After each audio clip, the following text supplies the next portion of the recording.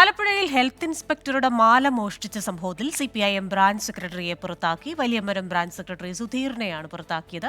ആലപ്പുഴ നഗരസഭയിലെ താൽക്കാലിക ജീവനക്കാരനാണ്. പിറന്നാൾ ആഘോഷത്തിനിടെയാണ് സ്വർണ്ണമാല കവർന്നത്. വിവരങ്ങളുമായി ആലപ്പുഴയിൽ നിന്ന് മനീഷ് മഹിപാൽ ചേരുന്നു. മനീഷ്, എന്തായിരുന്നു ഈ സംഭവം?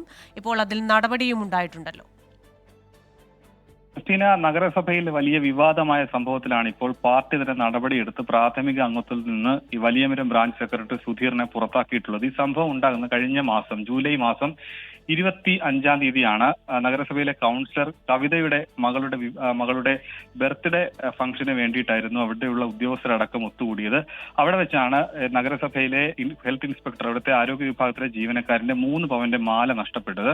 മാല നഷ്ടപ്പെട്ട വിവരം പിന്നീട് സമൂഹ മാധ്യമങ്ങളടക്കം ഈ കൗൺസിലർ കവിതയും മറ്റ് ആരോഗ്യ വിഭാഗത്തിലെ ആളുകളൊക്കെ തന്നെ സമൂഹ മാധ്യമത്തിൽ ഈ മാല നഷ്ടപ്പെട്ട വിവരം ഒക്കെ തന്നെ പോസ്റ്റ് ചെയ്തിരുന്നു. പിന്നീട് ദിവസങ്ങൾക്ക് ശേഷം ഈ മാല നഗരത്തിലെ തന്നെ ഒരു സ്വകാര്യ പണമിടപാട് സ്ഥാപനത്തിൽ പണയം വെക്കാൻ വേണ്ടി ഈ മോഷ്ടിച്ച വ്യക്തി കൊണ്ടുവന്നിരുന്നു.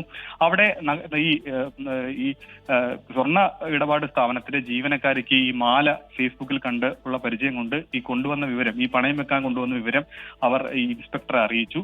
അങ്ങനെ ഈ പ്രതി ആരാണെന്നുള്ള വിവരം മനസ്സിലായി. പക്ഷേ പിന്നീട് പാർട്ടി ഇടപെട്ടുകൊണ്ട് ആലപ്പുഴ സൗത്ത് പോലീസ് സ്റ്റേഷൻ നൽകിയ പരാതി പിൻവലിച്ചു, മാല തിരികെ നൽകി. പക്ഷേ ഈ വിഷയം നഗരസഭയിലടക്കം UDF കോൺഗ്രസിന്റെ കൗൺസിലർമാർ ഉയർത്തിക്കൊണ്ടുവന്നു. അങ്ങനെ മാല വിഷയം പോലീസും പാർട്ടിയും ഇടപെട്ട് ഒത്തുതീർപ്പാക്കിയെങ്കിലും പിന്നീട് അച്ചടക്ക നടപടി എടുക്കാൻ പറ്റാത്ത സാഹചര്യത്തിലാണ് വലിയമരം ബ്രാഞ്ച് സെക്രട്ടറി കൂടിയായിട്ടുള്ള സുധീറിനെ പാർട്ടി ജില്ലാ കമ്മിറ്റിയുടെ അടക്കം നിർദ്ദേശപ്രകാരം പ്രാഥമിക അംഗത്വത്തിൽ നിന്ന് പുറത്താക്കിയിട്ടുള്ളത്. സുധീർ നഗരസഭയിലെ ഹെൽത്ത് വിഭാഗത്തിലെ താൽക്കാലിക ഡ്രൈവറായി ജോലി നോക്കുന്ന ആളാണ്.